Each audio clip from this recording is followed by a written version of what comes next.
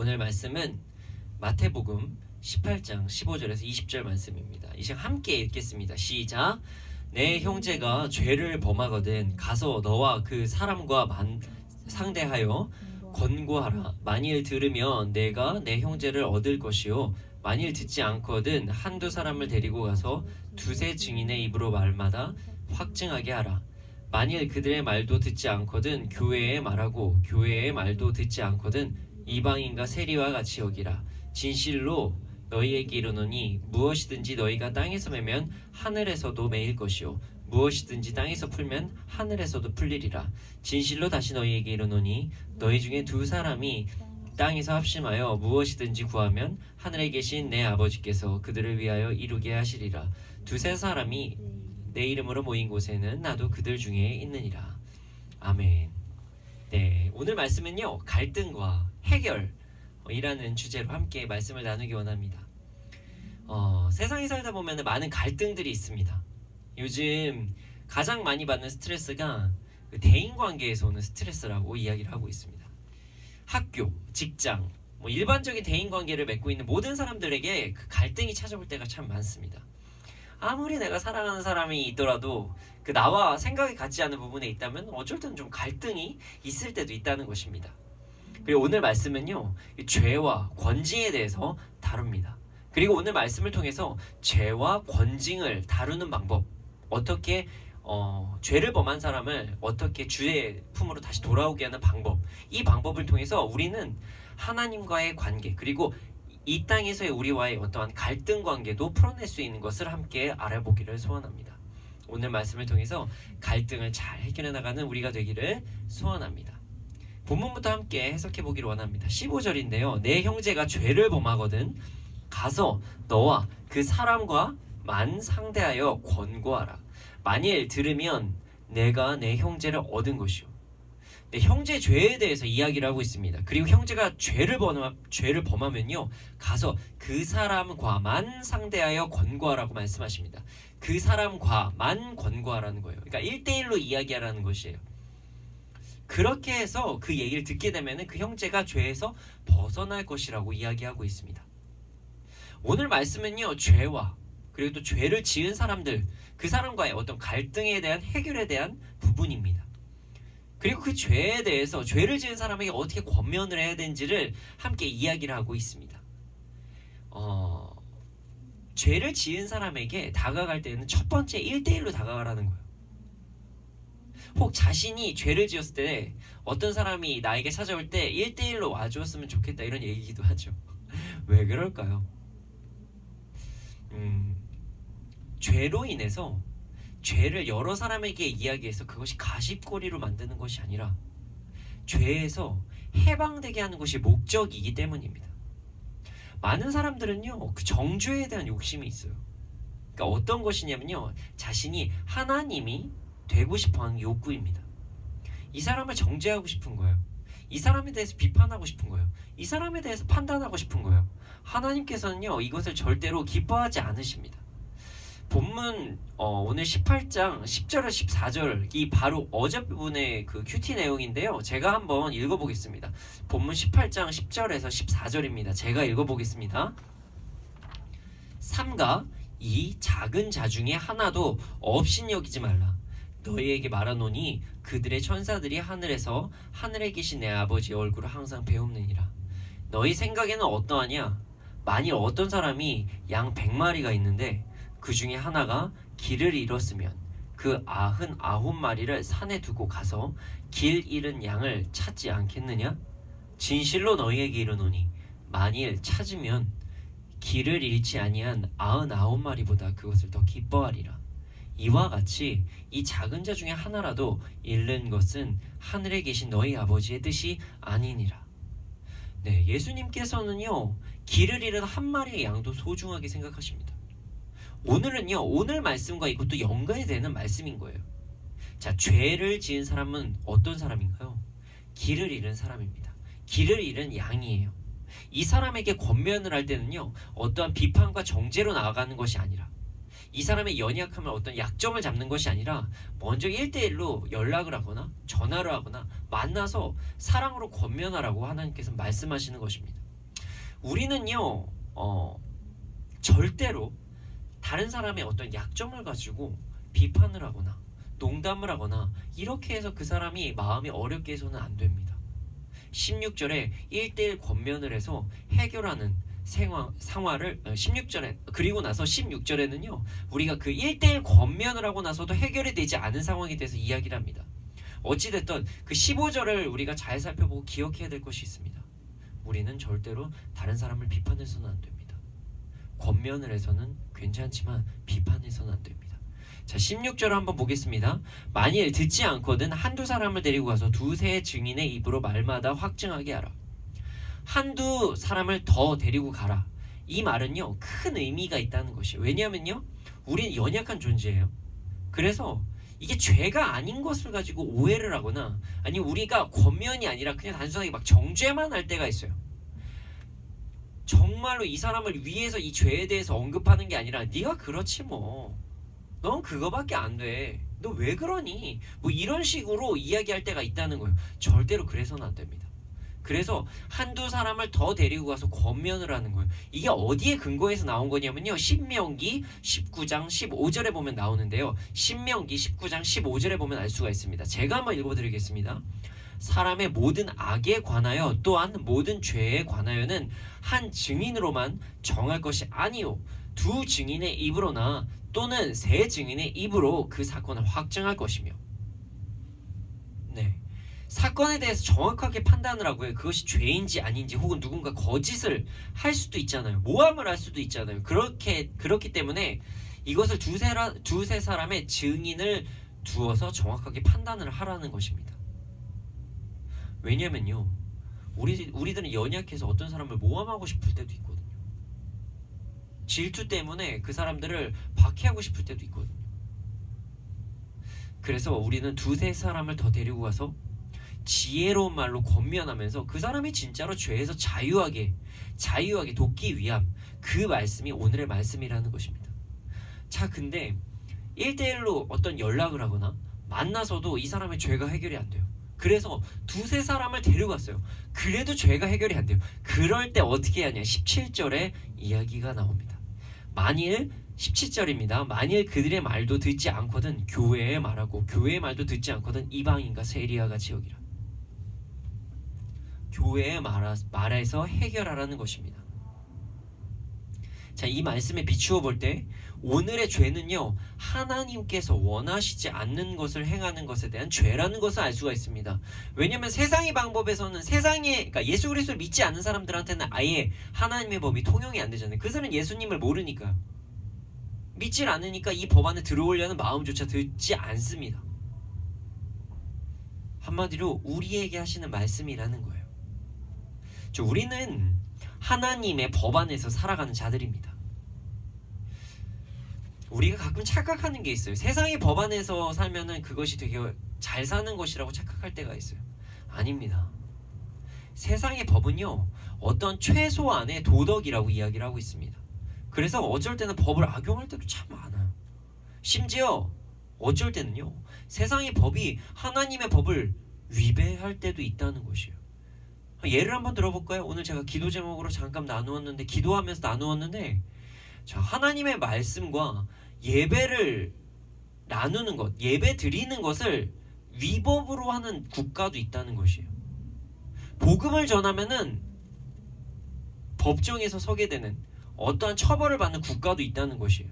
그렇기 때문에 우리는요 정확히 하나님의 법을 따라야 된다는 것을 인식하고 있어야 돼요. 오늘 말씀은 하나님의 법 안에 있는 사람들에게 해당되는 말씀입니다. 여러 사람이 함께 찾아가서도 안 되었을 때는 교회에 말을 해야 된다. 이 말씀은 무슨 말씀이냐면요. 자, 보세요. 교회의 머리는 누구시죠? 그리스도십니다. 그리고 그리스도는 어떤 분이시죠? 말씀이 육신이 되어서 이 땅에 오신 분이십니다. 자, 이 말씀은요. 말씀 안에서 다시 한번 권면을 하고요. 교회 차원으로 나가서 그 사람에게 다시 한번 이야기를 하라는 것입니다. 자, 그럼으로써 우리는 3번의 권면이 생깁니다. 그리고 나서 그래도 권면에 따르지 않으면 어떻게 합니까?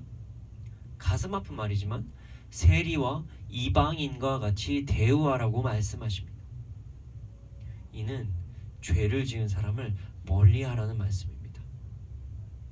교회에서 받아들이지 말라는 것을 이야기합니다. 조금 의아하게 받아들일 수도 있는 말씀이죠. 아니 어떻게 한 명이 잃은 양을 찾아야 되는데 교회에서 받아들이지 않는다고? 이게 무슨 말이지? 아까는 99마리의 양이 어떻게 한 마리의 양이 99마리의 양보다 더 귀중하다고 하는 그런 말씀까지 하셨는데 이게 무슨 말씀이지? 최선을 다해야 되는 거 아닌가? 이렇게 생각할 수가 있어요. 맞습니다. 최선을 다해야 됩니다. 그래서 3번입니다. 여러분 성경에서 3은요 완전 숫자를 이야기하고 있어요. 성부, 성자, 성령 하나님을 상징하는 숫자이기도 합니다. 그런데 그 완전하게 정말 노력하면서 권면을 계속적으로 해요. 근데 그래도 통하지 않을 때는 잠시 내려놓으라는 이야기를 하는 것입니다. 그리고 나서 죄 지은 사람들에게 마지막으로 경고를 하기를 원하십니다. 18절입니다. 진실로 너희에게 이르노니 무엇이든지 너희가 땅에서 매면 하늘에서도 매일 것이요 무엇이든지 땅에서 풀면 하늘에서도 풀리리라. 하나님께서 죄 지은 사람들에게 경고하는 말씀이기도 하고요. 그리고 권면하는 사람에게 권면하는 말씀이기도 합니다. 일단 죄 지은 사람이 들어야 될 말씀은 무엇이냐면요. 죄를 가볍게 생각하지 말라는 것이에요. 너희가 이 땅에서 하나님 앞에 잘못하는 것이 있다면 너 하늘에서도 매요. 이렇게 말씀하시는 것입니다. 말씀 안에서 하는 권면을 절대로 가볍게 생각하지 말라는 것이에요. 세상에서 주는 형법, 징계, 어디에 어떤 이제 교도소를 가거나 그런 어떤 징계, 벌금을 받거나 뭐 이런 것만 두려워하는 게 아니라 하나님의 법을 두려워하라고 말씀하시는 것이에요. 교회에서 하는 권면을 두려워하라고 말씀하시는 거예요. 그리고 또한 권면하는 자들에게도 이야기합니다. 당신들 권면하는 자들아, 권면을 매우 가볍게 생각하지 말라. 함부로 정죄하지도 말라. 너희의 말로 인해서 땅에서 묶임으로 하늘에서도 묶일 수가 있다. 조심해라. 신중하면서 말씀 안에서 권면하라. 이렇게 말씀하시는 것입니다. 그리고 나서 이 말씀까지만 보면은 권면을 받은 사람, 그래도 이 말씀까지도 듣지 않은 사람은 가망이 없는 것처럼 보이잖아요. 근데 그렇지 않습니다. 그 말씀은요 19절에서 20절을 보면 알 수가 있어요. 19절에서 20절 한번 제가 읽어보겠습니다. 진실로 다시 너희에게 이르노니 너희 중에 2사람이 땅에서 합심하여 무엇이든지 구하면 하늘에 계신 내 아버지께서 그들을 위하여 이루게 하시리라. 2-3사람이 내 이름으로 모인 곳에는 나도 그들 중에 있느니라. 교회의 권면까지도 받아들이지 않는 사람을 세리와 이방인처럼 대우를 하되, 그러니까 한마디로 잠시 내버려 두되 그들을 위해서 지속적으로 기도하라는 것이에요. 끝까지 기도하라는 것입니다. 그러면 언젠가는 하나님께서 그 뜻을 이루실 것이라고 말씀하십니다. 그리고 모든 과정 가운데, 그 권면의 과정 가운데 2-3사람이 함께 힘을 모아서 기도함으로써 권면을 하라고 말씀하시는 것입니다. 그렇게 권면을 하고 기도하면서 권면하면서 나아갈 때 하나님께서 또한 함께 하신다는 것도 말씀하시는 것입니다. 인간적인 노력을 잠시 내려놓고 멀리해야 할 때도 있지만 그래도 끝까지 기도함으로 하나님의 뜻이 이루어지기를 바라야 한다는 것이 오늘의 말씀입니다. 네, 오늘 말씀은요 죄를 범한 자들에게 권면하는 말씀으로 적용할 수가 있죠. 그러나 그것을 넘어서 죄뿐만이 아니라 우리가 살아가는데 갈등을 해결하는 방법으로도 사용할 수 있다는 것입니다. 오늘 말씀을 우리가 살아가면서 생기는 갈등을 해결하는 방법으로 적용해 보기 원합니다. 자, 갈등이란 뭘까요? 갈등부터 한번 제가 그 국어사전에 있는 대로 한번 읽어보겠습니다. 갈등은 개인이나 집단이 서로의 이해관계나 목표가 서로 달라서 적대시하거나 충돌하는 상황을 이야기합니다. 우리는 살면서 많은 갈등 관계에 놓여질 때가 있습니다. 학교, 직장, 심지어 어떤 가정, 그리고 우리가 지금 예배드리고 있지만 이런 교회 안에서, 선교단체 안에서도 많은 갈등이 있다고, 일어날 수가 있다고 합니다. 근데 잘 생각해보면 어찌 보면 갈등은 당연할 수도 있어요. 왜 그럴까요? 하나님께서 우리 모두를 다르게 창조하셨기 때문입니다. 그래서 갈등이 일어날 수밖에 없다, 이렇게 말씀하시는 분들도 있어요. 그러나 잘 알아야 되는 것이 있습니다. 하나님께서 우리를 전부 다 다르게 만드신 이유는, 하나님께서 우리를 전부 다 다르게 창조하신 이유는 서로를 정죄하기 위해서가 절대로 아니라 협력하여서 선을 이루게 하시기 때문입니다. 그러기 위함입니다. 내가 모든 것을 잘할 수는 없어요. 내가 모든 것을 전부 다 맡을 수는 없어요. 우리 하나님처럼 우리 인간이 모든 것을 슈퍼내추럴하게 막 초자연적으로 전부 다 잘하고 여기도 있고 저기도 있고 할 수 없잖아요. 제가 여기 있다가 뭐 어떻게 막 미국에 가 있을 수 있나요? 없잖아요. 그럴 수 없어요. 제가 모든 걸 또 잘할 수도 없어요. 한 사람은 한 번에 한 일밖에 못해요. 그렇기 때문에 하나님께서 각자에게 달란트를 주시고 협력하여서 선을 이루게 하시기 위해서 다 다르게 창조하신 거예요. 상호 보완하면서 하나님을 찬양하게 하시기 위해서 우리가 다 다르게 창조된 것입니다. 하나님의 아름다운 창조 목적이 인간의 죄성 때문에 어그러짐으로써 생겨나는 것이 갈등들입니다. 물론 갈등이 무조건적으로 나쁜 것은 아니에요. 왜냐면요, 만약에 갈등이 원만하게 해결되고 주 안에서 해결된다면 우리는 오히려 갈등의 전 상황보다 서로를 잘 이해하고 하나님을 온전히 합심하여서 찬양할 수 있게 되기 때문입니다. 오늘 말씀을 통해서 갈등을 원만하게 해결하고 더 큰 은혜를 누리시기를 소원합니다. 자, 첫 번째, 갈등을 해결하는 첫 번째 단계입니다. 오늘 말씀을 통해서 알 수 있는 첫 번째 단계는요, 자, 문제를 직면하고 정죄하지 말아야 됩니다. 권면을 해야 됩니다. 나와 어떤 생각이 다르고 내가 갖고 있는 어떤 일에 대한 목적이 다르고 이해관계가 다른 사람이 무조건 문제를 일으켰다, 이렇게 생각하지 마시고 정죄를 하지 마시고 나아가야 된다는 것입니다. 이러한 행동은요, 정죄하고 문제라고 생각하는 이런 것들은요, 내가 하나님이 되고자 하는 욕구에서 생기는 것이기 때문입니다. 우리는 정죄하지 말고 원만하게 해결하길 원하면서 우리가 문제에 직면해야 돼요. 15절을 한번 읽어보겠습니다. 제가 읽어보겠습니다. 내 형제가 죄를 범하거든 가서 너와 그 사람과만 상대하여 권고하라. 만일 들으면 내가 내 형제를 얻을 것이요. 죄를 범하면 둘이 만나서 권고하라고 합니다. 이것은 말이죠, 어떤 거냐면요, 나랑 어떤 맞지 않는 사람이 생겼을 때, 혹은 나의 어떤 이해관계를 어떤 사람이 침해했을 때 바로 어떤 요즘 청소년들이 말하고 청년 학생이 쌩까지 말고 관계를 단절시키지 말고 손절하지 말고 관계를 해결하려고 노력하라는 것입니다. 그리고 여기에는 큰 비밀의 말씀이 있어요. 뭐냐면 이간질하지 말라는 거예요. 대중심리를 이용하지도 말라는 것이에요. 이게 뭐냐면 조용히 그 사람과 1대1로 문제를 해결하라는 것이에요. 다른 사람이 그 사람의 어떠한 그런 부분을 비판하게 두어서 그 다른 사람까지 죄를 짓지 않게 하시고, 나 또한 죄 짓는 행동을 하지 말라는 거예요. 만약에 여러분 어떠한 사람과 갈등의 상황에 놓여 있을 때 내가 그것을 해결하기 위해서 어떤 조언을 받기 위해서 이런 것이 아니라면 그것을 1대1로 원만하게 해결하는 것이 첫 번째 노력입니다. 왜냐하면 다른 사람들에게 그 사람의 어떤 치부를 이야기함으로써, 잘못을 이야기함으로써 오히려 더 관계가 악해질 수 있기 때문에 하나님께서 우리에게 지혜를 주신 것입니다. 하나님께서는 이웃사랑을 원하십니다. 이 첫 번째 관계로, 이 첫 번째 해결 방법으로 우리는 갈등을 해결할 수 있을 때가 참 많습니다. 그런데 1대1을 만남으로써 관계가 해결이 안 될 때가 있어요. 그 갈등이 해결이 안 될 때가 있다는 것이에요. 그럴 때는 어떻게 해야 될까요? 그때는요, 중재자가 있어야 됩니다. 우리가 1대1로 열심히 해결하려고 노력을 하고 이야기하려고 노력했지만 그래도 안 되면 이럴 때가 있어요. 야야야, 이제 너랑은 끝이야. 안 돼. 안 되겠어.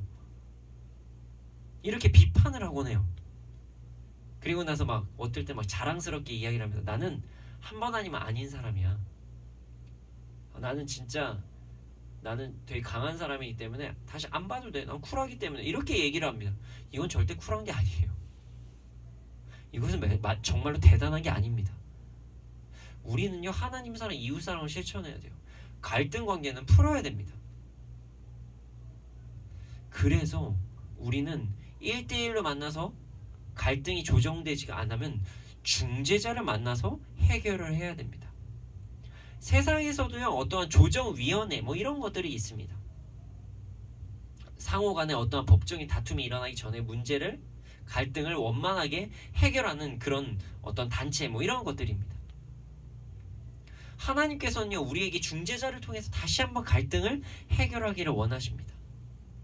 제3자를 통해서 상호 간이 잘못이 무엇인지 서로 인정을 하고 그 갈등을 원만하게 풀어내라는 것을 이야기하는 것입니다. 서로 용서하고 서로 사랑할 수 있도록 어떠한 객관적인 입장에서 생각해보자, 뭐 이런 것들을 이야기하는 것입니다.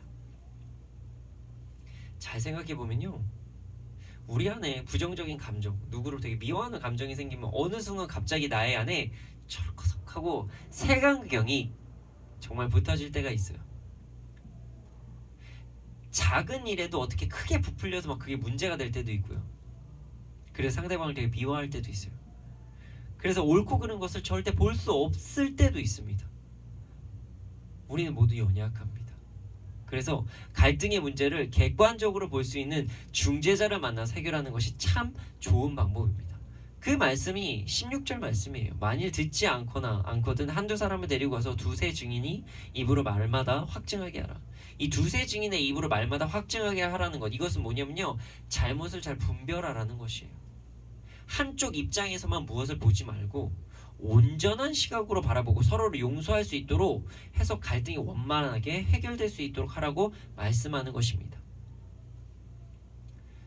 우리는 중재자를 통해서 갈등이 원만하게 해결됨으로써 이웃사랑을 실천할 수가 있습니다. 그리고 말이죠, 중재할 때 정말 중요한 것이 있습니다. 그것은 바로 교회의 법, 그러니까 하나님의 말씀을 기준으로 중재하고 중재를 받아들여야 된다는 것이에요. 이것은 17절 상반절을 통해서 유추할 수 있습니다. 17절입니다. 만일 그들의 말도 듣지 않고는 교회의 말하고. 아까 말씀드렸죠, 교회의 머리는 그리스도이십니다. 그리고 그리스도는 예수시고요, 예수님은요 말씀이 육신이 되어서 이 땅에 오신 분이에요. 자, 예수님이라면 어떻게 하셨을까라는 기준으로서 중재를 하고, 말씀에는 어떻게 나와 있을까라는 마음으로 기준으로 중재를 하는 것이 중요합니다. 중재를 할 때 그냥 중재를 하는 사람이 이해타산에 맞게 중재를 하면요, 그건 절대로 올바른 중재를 할 수가 없어요. 세상의 기준을, 세상의 법으로 중재를 하면요, 절대로 옳게 중재를 할 수가 없어요. 우리가 진정으로 속한 하나님의 법, 그 말씀 안에서 중재를 해야 된다는 것입니다. 중재를 받아야 된다는 말씀입니다. 세상의 법은요, 최소한의 도덕이라고 아까도 말씀드렸어요. 비양심적인 것이 법적으로는 문제가 안 될 때도 있다는 것이에요. 그렇기 때문에 우리는 그보다 더 높은 도덕, 그리고 정말 그 말씀, 양심에 대한 부분에 대해까지 하나님께 맡겨드리고 그 안에서 중재를 받아야 된다는 것이에요. 또한 세상의 법과 하나님의 법이 충돌할 때도 있어요. 이때도 하나님의 법으로 그것을 잘 중재해야 된다는 것이에요. 오해하지 마십시오. 제가 세상의 법을 지키지 말라는 것이 아닙니다. 세상의 법도 잘 지켜야 됩니다. 왜냐하면요, 하나님은요 질서의 하나님이시기 때문입니다. 하나님의 법, 말씀을 지킴으로써 더 순결하고 양심을 지키고 하나님을 찬양하는 삶을 살아야 됩니다. 그러나 만약에 우리가 복음을 전하거나 말씀 안에 살아가는 것이 세상의 법과 충돌할 때는, 그때는 어쩔 수 없이 하나님의 법을 따라야 된다는 것을 이야기하는 것입니다.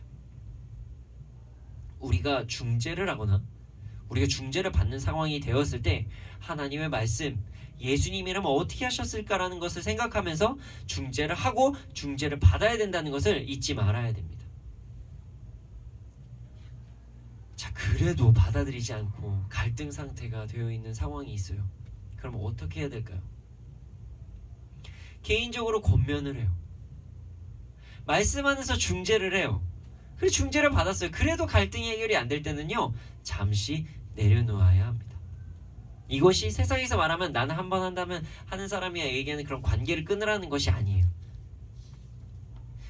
지금 내려놓으라고 이야기하는 것은요, 갈등의 상황에서 멈추고 하나님께서 하실 일을 기대하고요, 나의 손을 내려놓고 내가 무언가를 하려고 하는 것들을 내려놓고 갈등을 멈추라는 것입니다. 이것은요, 세상적으로 그 사람 안 만나 이런 끊어지는 것과는 절대로 다릅니다. 하나님 앞에 모든 것을 내려놓으라는 것입니다. 갈등의 관계를 겪는 사람, 갈등 관계에 있는 사람을 용서하되 내가 혹은 우리가 큰 죄를 범할 수도 있기 때문에 잠시 그 사람을 주 안에서 내려놓으라고 이야기하는 것입니다. 이것은 말씀을 통해서도 알 수 있습니다. 17절입니다. 만일 그들이 말도 듣지 않고 교회에 말하고 교회의 말도 듣지 않거든 이방인과 세리와 같이 여기라. 당시 이방인과 세리는요, 죄를 범하는 자들, 경건하지 못한 자들을 이야기할 때 사용되는 말씀이었습니다. 개인적으로 말씀을 근거로 하는 중재에서도 해결되지 않을 때, 개인적으로도 안 되고 말씀을 근거로 하는 중재로도 해결이 되지 않을 때는 그 사람을 용서는 하되 잠시 내려놓으라고 말씀하시는 것입니다. 그리고 크리스찬들이 내려놓는 방법에 대해서도 세세하게 가르쳐 주십니다. 이것은 18절에서 20절까지의 말씀입니다. 제가 읽어보겠습니다. 진실로 너희에게 이르노니 무엇이든지 너희가 땅에서 매면 하늘에서도 매일 것이요 무엇이든지 땅에서 풀면 하늘에서도 풀리리라. 진실로 다시 너희에게 이르노니 너희 중에 두 사람이 땅에서 합심하여 무엇이든지 구하면 하늘에 계신 내 아버지께서 그들을 위하여 이루게 하시리라. 두세 사람이 내 이름으로 모인 곳에는 나도 그들 중에 있느니라. 우리가 잠시 내려놓는 것은요, 갈등 관계 때문에 더 이상 우리가 죄를 범하지 않기 위해서 내려놓으라는 것이에요. 그로 인해서 하나님과의 관계가 불편해지는 것을 막는 것, 그 막기 위해서 내려놓으라는 것입니다. 그런데 우리가 갈등의 상황에서 내려놓을 때 그냥 아무것도 하지 말라는 것이 아니라 기도함으로써 그 사람을 용서하고 땅에서 매임이 생기지 않도록 방지하라는 것을 이야기합니다. 모든 과정을 기도로 하고 모든 과정에 하나님의 뜻을 구하고 모든 과정 가운데 갈등을 해결하는 모든 과정 가운데 하나님께서 우리와 함께 하신다는 것을 잊지 않고 나아가야 된다는 것입니다. 여러분, 하나님께서 내 앞에 계신데 어떻게 그 사람을 용서하지 않을 수가 있나요? 우리 주 기도문에서도 이야기를 하고 있습니다. 내가 내 이웃의 죄를 용서해 준 것 같이 나의 죄를 용서해 주시옵시고. 어떻게 용서를 하지 않을 수가 있겠습니까? 얼마나 우리가 큰 용서를 받았는데요. 이렇게까지 해도 갈등이 해결되지 않으면 내가 더 이상 죄 짓지 않게, 교회가 정말 죄 짓지 않게 갈등에 처한 그 상황을 잠시 내려놓고 잠시 멀리하라는 것입니다. 그리고 그 사람을 위해 기도하라는 것을 이야기한 것입니다. 이렇게 할 때 우리는 갈등을 해결할 수 있습니다. 우리가 아무리 노력해도 갈등이 해결되지 않는 상황과 그 사람, 하나님의 말씀을 계속 전해도 듣지 않는 그 사람, 그때 잠시 내려놓고 하나님께 기도하라는 그런 말씀입니다. 그것이 갈등을 해결하는 방법이라고 말씀하시는 것입니다. 오늘의 말씀을 통해서 갈등을 해결하는 방법에 대해서 알게 되었습니다. 갈등을 해결하는 첫 번째 방법은요, 갈등의 근본적인 문제에 직면하고 서로를 비판하지 않고 다른 사람에게 어떤 이간질을 하지 않고 그냥 단순하게 둘이서 그 문제를 잘 이야기를 하고 크게 만들지 않고 원만하게 해결하는 것입니다. 그러나 그때의 갈등이 해결되지 않으면 중재자를 찾아서 문제를 객관하고 서로의 잘못을 시인하고 갈등을 해결하는 방법이 옳다고 이야기하는 것입니다. 그러나 그 중재자는 말씀 안에 있는 사람이어야 된다고도 말씀하고 계십니다. 그리스도 안에 거하는 자이어야 된다고 말씀하고 계십니다. 만약 말씀 안에서도 중재가 이루어지지 않는다면 모든 갈등 상황을 내려놓고 하나님께 맡기고 잠시 떨어져서 더 큰 죄를 짓지 않도록 공동체가 그리고 내가 죄를 짓지 않도록 내려놓으라고 말씀하시는 것입니다. 그러나 그 사람과 그 상황과 잠시 떨어져 있을 때에도 땅에서 매임이 일어나지 않도록 용서를 하기 힘쓰고 기도함으로써 하나님의 뜻이 이루어지기를 끝까지 구해야 된다는 것을 잊지 말아야 됩니다. 그리고 이러한 갈등을 해결하는 모든 과정 가운데 하나님께서 함께 하신다. 하나님 앞에서 하는 것이다. 이렇게 생각하면서 갈등을 잘 조절해야 된다는 것도 말씀하고 계십니다. 서로의 의견이 맞지 않고 서로의 이해타산이 맞지 않고 그러한 상황이 발생됐을 때도 서로 협력하면서 서로를 이루는 모습이 하나님을 그래도 찬양하는 모습이 가장 아름다운 모습입니다.